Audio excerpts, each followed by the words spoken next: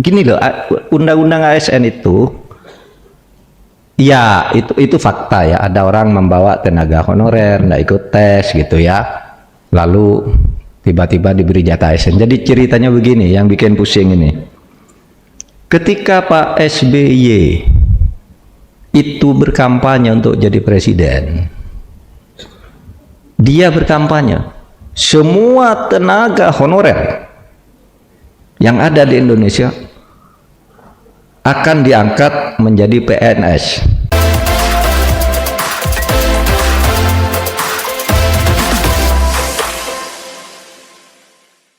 Mahfud MD bilang masalah honorer bikin pusing. Salah siapa sih, Pak? Berbicara mengenai UU ASN 2023 pengganti Undang-Undang Nomor 5 Tahun 2014 tentang Aparatur Sipil Negara, Menko Polhukam Mahfud MD mengakui pemerintah dibikin pusing dengan masalah honorer. Diketahui, salah satu substansi UU ASN 2023 ialah tentang penyelesaian masalah honorer, yang arahnya akan diangkat menjadi pegawai pemerintah dengan perjanjian kerja atau PPPK. Semula, Mahfud MD mengatakan UU ASN yang telah disahkan para rapat paripurna DPR RI pada 3 Oktober 2023 akan mengakhiri masalah honorer di Indonesia. Mahfud MD mengatakan perekrutan tenaga honorer di berbagai daerah yang tidak bisa dibendung selama ini cukup membuat anggaran pemerintah kewalahan.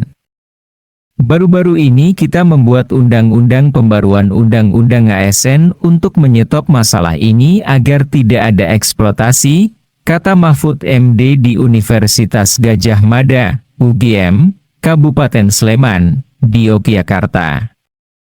Mahfud MD menilai, masalah tenaga honorer muncul sejak masa Presiden ke-6 RI Susilo Bambang Yudhoyono. SBY dalam kampanye Pilpres 2024 menjanjikan bakal mengangkat seluruh tenaga honorer yang ada di Indonesia menjadi ASN. Pak SBY memenuhi janjinya. Pada waktu itu diangkat 870.000 orang honorer langsung menjadi PNS. Masih ada sisanya kalau nggak salah 50.000 orang yang mau diangkat pada tahun itu tapi masih disuruh memenuhi syarat apa gitu, kata Mahfud MD. Namun, kata Mahfud, saat ini jumlah tenaga honorer itu justru semakin membengkak menjadi jutaan orang lantaran hampir setiap kepala daerah yang baru membawa tim suksesnya untuk menjadi tenaga honorer. Ada keponakannya, ada anaknya dititip di sana semua, menjadi tenaga honorer, sehingga pemerintah jadi kewalahan, ujar tokoh asal Sampang, kelahiran 13 Mei 1957 itu. Mahfud MD menjelaskan, dahulu sebetulnya sudah ada kebijakan bahwa di seluruh kantor pemerintahan tidak boleh ada tenaga honorer. Namun, kata dia, banyak bupati atau gubernur baru yang tetap melanjutkan pengangkatan tenaga honorer tanpa bisa dibendung. Bupati baru, gubernur baru tetap mengangkat terus enggak bisa dibendung sehingga jumlahnya jadi jutaan maka pemerintah sekarang jadi goyang. Ini bagaimana menyelesaikannya? Diselesaikan sekarang muncul lagi di sini, sudah dilarang masih muncul lagi, kata dia. Selain itu, katanya, pemerintah daerah masih harus melanjutkan penggajian tenaga honorer yang diangkat bupati atau gubernur periode sebelumnya. Jumlah ini kemungkinan akan terus bertambah karena pendaftaran seleksi PPPK 2023 dibuka hingga 9 Oktober mendatang. Itu yang terjadi sehingga kita, pemerintah, dibikin pusing. Kata Mahfud MD. Yang angkat bupati periode lalu udah berhenti, tinggalan masa lalunya harus diselesaikan, begitu terus, sambungnya. Honorer di zaman SBY. Di zaman pemerintahan SBY, memang ada pengangkatan tenaga honorer menjadi PNS, yang diatur PP Nomor 48 Tahun 2005 tentang pengangkatan tenaga honorer menjadi CPNS.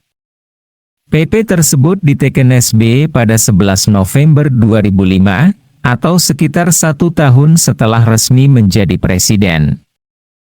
Pengangkatan honorer menjadi PNS di zaman Pak SB, berdasar PP 48 tahun 2005, menggunakan prinsip memprioritaskan honorer usia paling tua dan masa pengabdian paling lama. Hanya honorer dengan masa pengabdian minimal 20 tahun yang diangkat menjadi CPNS melalui seleksi administrasi. Untuk honorer dengan masa pengabdian 5 tahun hingga 20 tahun, mekanisme seleksi dengan menjawab pertanyaan soal tata pemerintahan. Begitu juga bagi honorer dengan masa pengabdian 1 tahun hingga 5 tahun. Ketentuan tersebut diatur di Pasal 3 dan Pasal 4 PP 48 tahun 2025. Disebutkan juga di PP 48/2005 bahwa pengangkatan honorer menjadi CPNS dilakukan secara bertahap hingga 2009. Sejak ditetapkannya peraturan pemerintah ini, semua pejabat pembina kepegawaian dan pejabat lain di lingkungan instansi dilarang mengangkat tenaga honorer atau sejenis, kecuali ditetapkan dengan peraturan pemerintah. Demikian bunyi Pasal 8 PP 48 tahun 2005. Nah, jika ternyata jumlah tenaga honorer terus bertambah dan membengkak seperti saat ini yang mencapai 2,3 juta, salah siapa? Bukankah gubernur, bupati, dan wali kota sebagai pejabat pembina kepegawaian, PPK, secara struktural juga bagian dari pemerintah? Mengapa mereka bisa leluasa merekrut honorer? Juga, apakah salah ketika suatu sekolah misalnya mengalami kekurangan guru, lantas merekrut honorer?